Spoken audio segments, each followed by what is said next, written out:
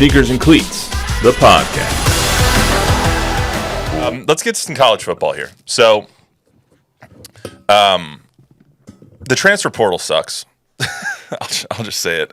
I like that players can transfer now, but the way that they do this is really convoluted and messed up, especially when it comes to the kids.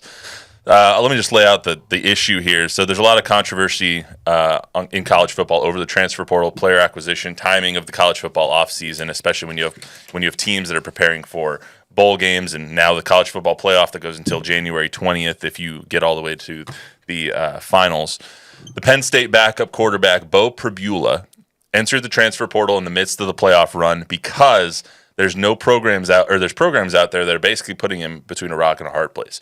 Transfer now and miss out on your playoff run that you've been a part of this entire year, or don't transfer and sit there as a backup again next season because Drew Allar's coming back. Right, because you have to also, get into school to register to get to classes, too. They're on the academic calendar. They're not on a football calendar. Right. The world doesn't revolve around football, even though I want it to.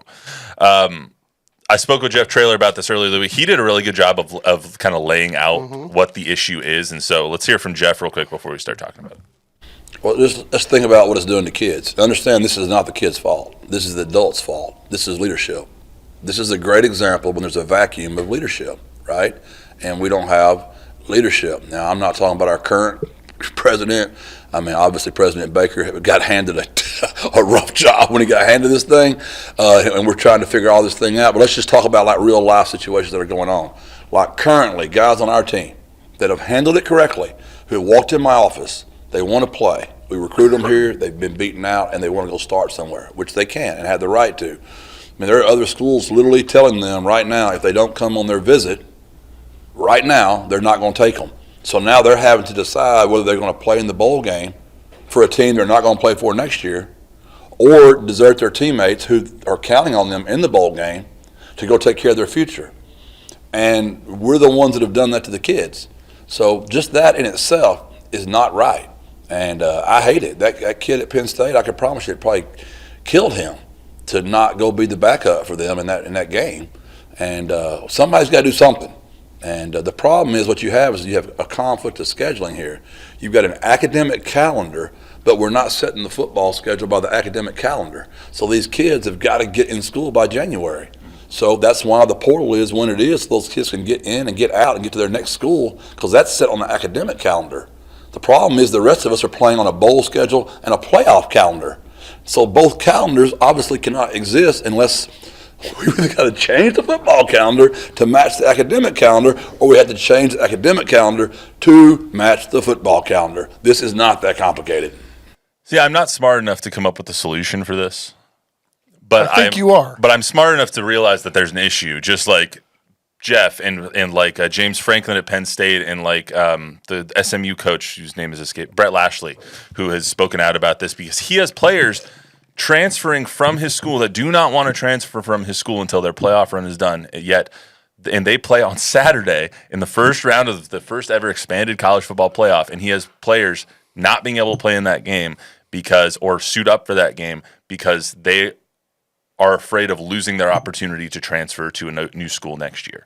It's putting kids in a no-win situation, and we're all smart enough to realize that there's an issue, but no one's smart enough to actually come up with a solution. And no, let me rephrase that. No one's smart enough to actually institute a solution. We're all smart. They're smart enough to come up with them because Jeff just had one. He's just not in a position where he can implement that solution. It needs to come from leadership, which has not done that. Yeah, it's been non-existent at the hierarchy of the NCAA, but it is absolutely insane what's going on right now. I mean, if you take Texas, and let's say they get to the national championship game, I'm sure that's the hope of everybody around here. These kids are playing a 17-game schedule. That's an NFL schedule. You're talking about guys that, bodies who haven't fully developed yet. And, I always go back to my epiphany about how long an NFL schedule is and the difference between playing college football and playing professional football with Trey Flowers' his rookie year in Seattle. He was in week 3, and it was the Seahawks-Cowboys game. We were up in Seattle. So we shuffled over to the Seattle locker room after the game, and we were waiting for Trey, the rookie, to come out, and he's like the last guy out of the shower, and like he finally comes out, and like, dude, I hope that was a hell of a nice shower you had. He goes, man, you don't get it. He goes, so we just played 4 preseason games. I'm in week 3. This is week 7. I've now played more than half of my college schedule already in a condensed period of time. He goes, and I'm a rookie, so I played in all 4 of those preseason games. He goes, I'm already beat up. He goes, I was back there getting treatment, and I was getting all kinds of things so I can get ready to play the next week. And it's like, you start doing the math on some of this stuff. So what is the answer? Well, first of all, I think the easy one is let's start playing college football games in August. Earlier, yeah. Right? You have to move that up. Before the classes all start for the rest of the student body, you're playing maybe your non-conference schedule games then, and maybe that's a good way to, integrate kids back into school a little earlier. I don't know what the solution is, but we can't be playing a national title game 20 days into the next year when there's already another semester of college going on. I mean, it's insane. With how the transfer portal operates right now, there's 2 windows where the transfer portal is open. There's one spring window and there's a winter window, which is the one we're in right now, from December 9th to December 28th. If you do not transfer in that window, you cannot transfer until the spring. Quinn Ewers is a great example. Quinn Ewers, he doesn't know whether he's going to enter the draft. He doesn't know whether he's going to play another year. He doesn't know whether he's going to transfer or not. Actually, maybe he knows. We don't. There is very substantiated reports out there that he is getting a $4 million offer from a Big Ten school. He is not in the transfer portal. He's preparing to try and go on a playoff run right now as the starting quarterback of the 5th-ranked team in the nation. Yet, his representatives are being contacted, we know, that his representatives are being contacted about transferring even though he's not in the portal. How is that okay? How do we expect a kid? Quinn Ewers is obviously one of the best quarterbacks in the nation, and he is transferred from Ohio State to Texas, and he is the lead quarterback, the starting quarterback of the 5th-ranked team in the nation. How do we expect a young man that is not a professional, in theory, to play and go on this playoff run without something else going on in his mind, especially when you have Arch Manning behind him, who is also being scouted and is not in the transfer portal? Yeah. Like, it is the Wild West, and there is nobody stopping these coaches and these schools from doing shady crap. Right. And, they're not going to do it internally, obviously, because they're all doing the same thing, right? They're all talking to guys or talking to agents or whoever it is. I think it's going to come down to this too, Matt. I mean, at some point, you're going to have to make these kids sign contracts. Well, you're going to have to do a couple of things. You're going to have to make them sign contracts or limit their transfers. You get 2 free transfers. And then after that, you have to sit out a year. That's what it used to be like, and obviously it's not like that now. It used to be you have to sit out a year unless there's some circumstances where you don't. But you also have to have a commissioner of this stuff. You have to have somebody in charge of just the transfer portal and player acquisition and contracts and NIL, especially when you're getting into more of what is shaping up to be a salary cap aspect on this when it comes to revenue sharing. You're going to need somebody in control of this and who has the final say and who can actually make rules. Right now, there's no rules. There's no rules for anybody except for a brief transfer window period, and there's still ways around that. And now they're pouring even more money into the situation, which is going to create even more chaos. I mean, again, I think you have to make kids sign contracts. There has to be something binding that won't allow them to get out. I don't think you can limit kids transferring or have the number just on its face value, because how can you stop free enterprise or a guy? It's the old adage of, well, you don't make a doctor only practice in San Antonio if he wants to go practice in Dallas. I mean, it's I don't know how you do that legally when it's talking about a player and whether he wants to play at school A or school B. You just need to make this better for the children, for the kids. Like these are young adults. Ryan Williams is a 17-year-old kid playing for Alabama. You need to make this easier and better for them to get their education, and which we don't even talk about anymore is getting the education. You need to make this easier and better for them to actually play with their team, build the camaraderie on their team, and also create the best situation for themselves. I don't know what the complete and whole answer is, but I know that there is an answer, and that the NCAA needs to come up with how to dictate these terms. Well, I mean, I know that if you offered me $4 million, I would not be depressed. I wouldn't be depressed either. In fact, I think I'd feel a lot better. Right, and if Quinn Ewers, if that's what his market is in this current wild west, nobody's begrudging Quinn Ewers his ability to go make money playing football. Well, Quinn also, but this is, again, the whole student athlete thing. It's like these are now hired employees by the university. It used to be you play football and you got a free ride and you got a per diem and that was it. And to honor your scholarship, you went out and played the best football that you could. Now it's everybody's getting paid before they even step out on the field, and it's crazy. I don't know, how incentivized are you going to be if somebody cuts you a check for $4 million, or, and I'm not using Quinn Ewers as an example because obviously he's playing hurt right now with that bum ankle. But, I know me, if somebody gave me a $4 million check and I still got to cash the check, whether my ankle was hurting or not, I would probably err on the side of, I'm not going to mess up a future contract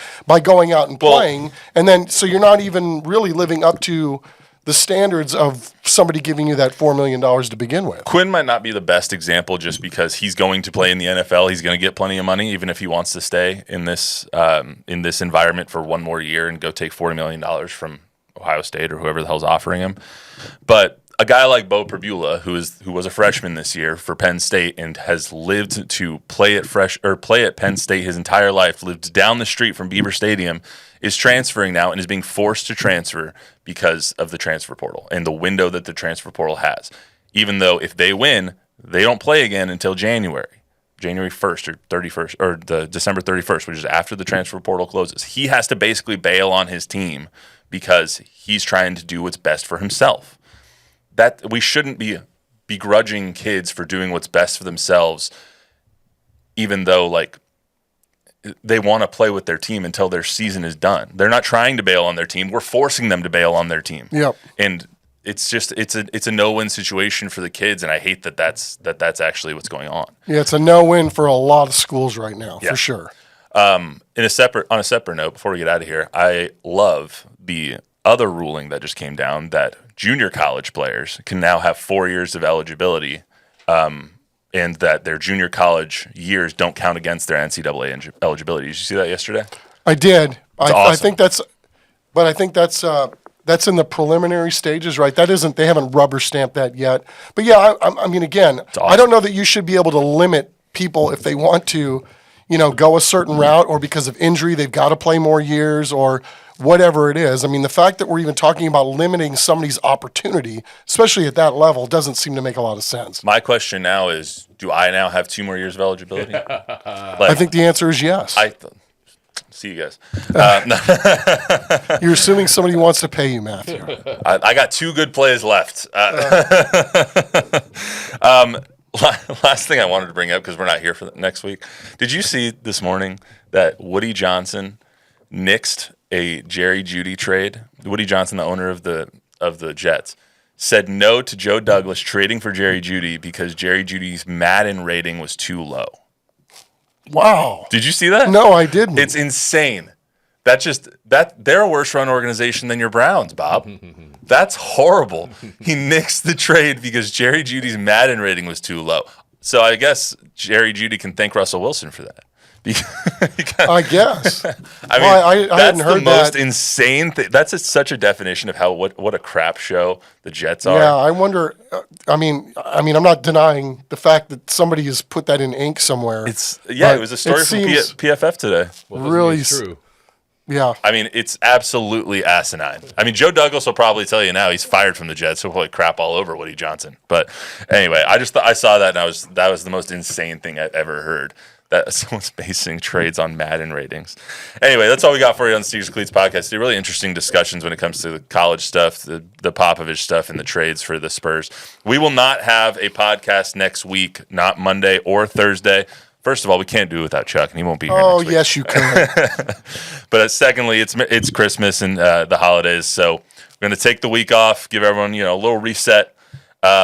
And everyone have a Merry Christmas and Happy Holidays. We will be back on January 28th. By then, hopefully, the Broncos have already clinched a playoff spot. So, got some big. My pick to be the AFC Championship game at the beginning of the year. Genius. Anyway, Even a broken watch is right twice a day.